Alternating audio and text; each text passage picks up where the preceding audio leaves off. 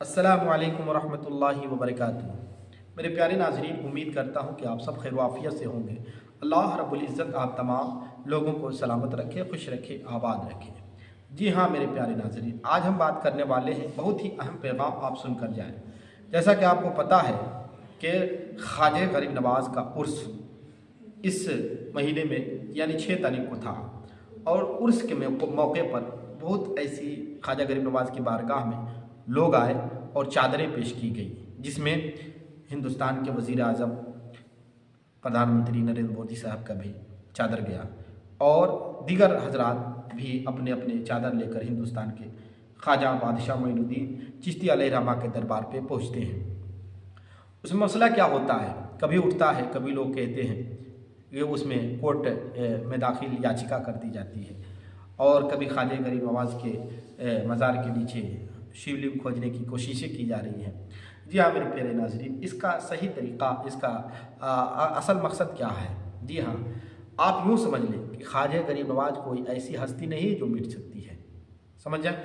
और सबसे पहले बात यह है कि ख्वाजा गरीब नवाज़ की करामतें बेशुमार हैं और उस करामतों में से एक करामत ये भी है कि एक दौर था जिस दौर में ख्वाजा गरीब नवाज़ हिंदुस्तान की सरज़मीन पर तशरीफ़ लाए थे और लाने के बाद तमाम तरह के लोग वहाँ मौजूद थे। उस वक्त इस्लाम का बोलबाला नहीं था और ख्वाजा गरीब नवाज़ अकेले तन्हा आए थे और जहाँ पे आराम फरमा रहे थे वहाँ पे लोग आए, बादशाह के लोग कहें कि आप यहाँ से चले जाएं, ये आपका रहने का जगह नहीं है, मेरे यहाँ राजा के उठ बैठते हैं। ख्वाजा गरीब नवाज़ वहाँ से निकल दिए और निकल के किसी दूसरी जगह पे आप आराम फरमाने लगे।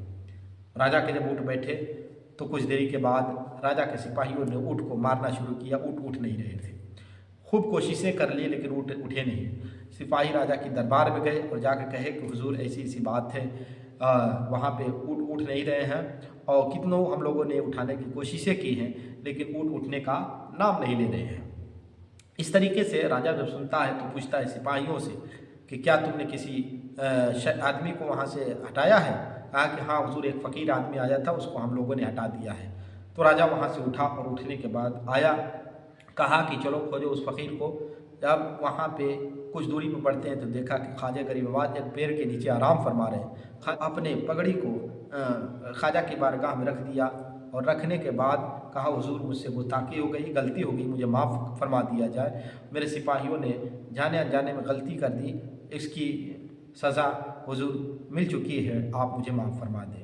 ख्वाजा गरीब नवाज़ दयालु है, ख्वाजा गरीब नवाज़ गरीबों के मसीहा है। ख्वाजा गरीब नवाज़ हिंदुस्तान की सरज़मीन पे अमन व अमा और सुकून पैदा करने के लिए आए थे।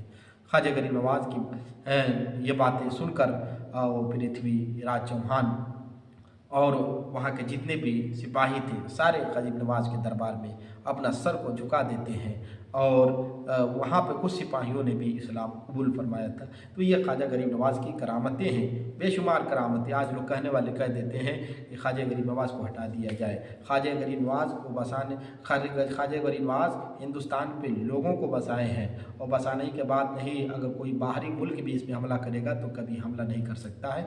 ये ख्वाजा गरीब नवाज़ का फैज़ान है। जी हाँ मेरे प्यारे नाज़रीन, अगर ये वीडियो अच्छी लगी हो तो सब्सक्राइब ज़रूर कर लें। अस्सलामु अलैकुम रहमतुल्लाहि व बरकातहू।